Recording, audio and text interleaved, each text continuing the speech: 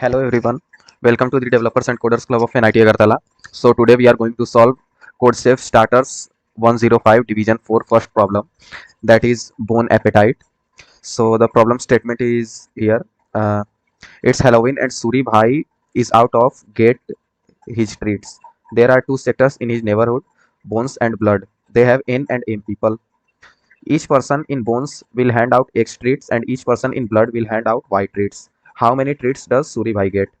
Okay, so this is simply the addition problem where you just calculate the total number of treats. So how will you calculate the total number of treats? Just by multiplying n into x and m into y and just add it. That is the treats which are given by bones are n into x and the treats which are given by blood are m into y, and simply just add both n into x plus m into y. So here is the basic code. I have taken input n, m, x and y and just print it n into x plus m into y. Okay.